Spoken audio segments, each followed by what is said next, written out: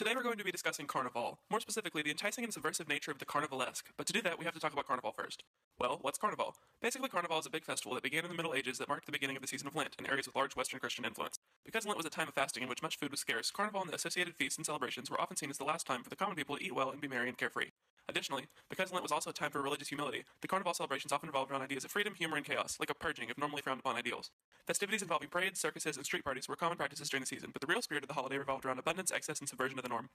During Carnival, overconsumption of food, alcohol, and other worldly pleasures was actively encouraged. People pursued eccentric behavior that would normally get them ridiculed or even punished. Misalliance, free interaction between classes, sacrilege, subversion of authority, and many other forms of role reversal all played a part in the liberation of the people from the dominant culture and were the central elements behind the season of Carnival. So, what does all that mean? Get to the definition already. Well, the definition of the term Carnivalesque, as coined by Mikhail Bakhtin, well, kind of. The word first appeared in the English translations of his research, because he was Russian, but he was essentially the first one discussing the topic, so write that down. Refers to the way in which the cultural subversion and euphoric chaos factors of Carnival apply to different aspects of culture. Anything that appeals to the human desire for earthly excess, questions or contests the dominating hegemonic culture, blends high culture with the profane, or simply levels the playing field between class structures can all be classified as Carnivalesque.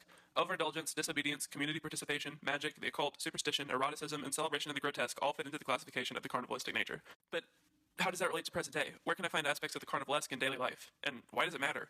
Well, to answer your first question, everywhere. From the worldwide celebrations of Carnival that continue today, to music festivals like Burning Man, EDC, or even ACL going on right now, to even smaller, more intimate occasions like bachelorette parties, or holidays like Halloween and April Fool's Day, Carnivalesque celebrations can be found in the modern world almost year-round.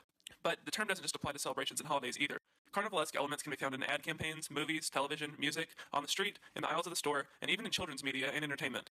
And as for why it matters, from these examples found today, dating all the way back to the land of cocaine and even the Garden of Eden, human nature has always been to want more. We constantly lust for ultimate satisfaction. The Carnivalesque elements of the world give us an outlet that appeals to these desires, but still allows us to maintain an orderly society in the end.